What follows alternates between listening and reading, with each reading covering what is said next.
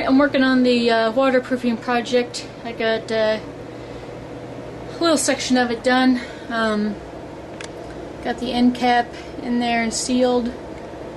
And these two pieces underneath the pipe. I had to start with the pipe piece since they all kind of go off from there. And I got one of the joints all sealed up. And what I have to do now is go along the bottom edge here and fill in with sealant all along the bottom here, kind of like I did where that joint is. Alright, I put the bottom caulk sealant in there and then just run my finger across it to smooth it out so it looks a little bit nicer, and it makes sure all of that goes in. Got the next piece, and as you can see, I have to put quite a bit of caulk on it, and then you just barely press it down when you put the board down. You don't want to smush it all out. And then after you get that all settled, then you seal it from the outside and use your finger again. So as you can tell, you kind of get messy doing this project, but okay, it's done. I got the other two pieces cut, and that's the only bit of scrap I have left. Basically, I just made some marks on how much I needed and took it out to the miter saw and just cut it with a regular miter saw. Got the corners in. Everything's all sealed good, hopefully. And so basically, when any moisture comes in from heavy rains, it'll get stuck behind this channel.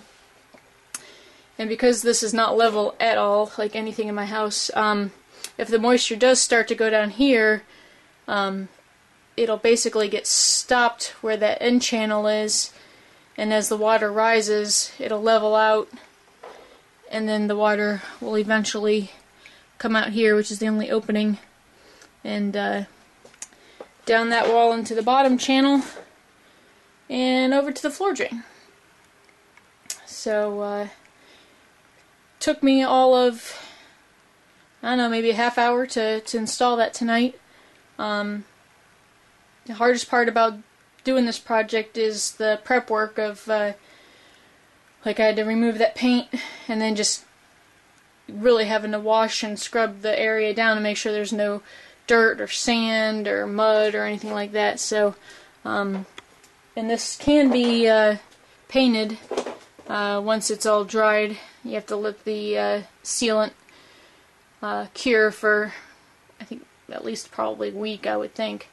So now I just have to wait for heavy rain or massive snow melt and see if I have any pinhole leaks anywhere. And if you do, which I did on the first area I did, you just take that same sealant caulk and you just put a dab over where the little pinhole leak is, and that